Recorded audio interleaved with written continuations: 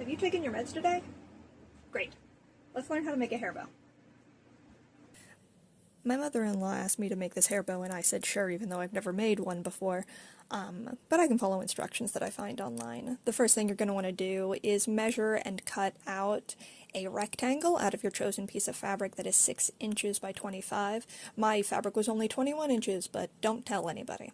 So you're going to cut that out, and then you're going to fold it sort of hot dog style, or long ways, so that you can sew down the side.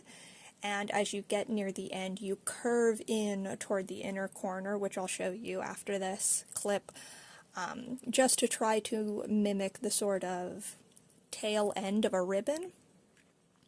So you'll see in this clip, the stitch follows the edge and then curves toward the other end. And you're going to want to do that on both sides, starting sort of at the middle with a gap in the center, and that gap is going to be used so that you can turn the whole thing inside out.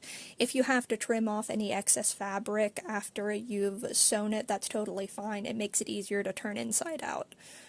Once you have it flipped, you'll probably want to iron it if you're a better crafter than me, but I am very lazy.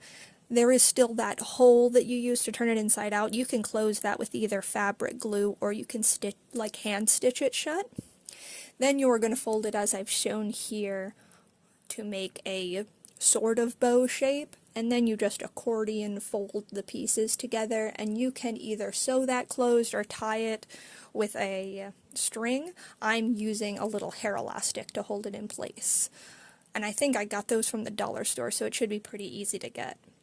Next, you're going to make another rectangle of the same fabric that is 2 inches by 4 inches. You'll cut that out and fold it over on itself, similar to the first one, but you can sew that straight across, and you can turn it inside out through the end. I'm using a safety pin because it's kind of small, and that just makes it a little bit easier for me. So once it's turned inside out, again, you can iron that to make it look a little bit better, but that's going to be the piece that closes over the middle to make it look a little bit more finished. You can either glue that, or I chose to stitch it and then just cut the excess fabric off. Next, to make it actually a hair bow, you're going to want like a little clip.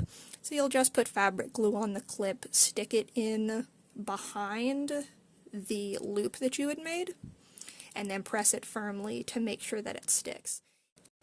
And that's it. That's how you make a clip-on hair bow.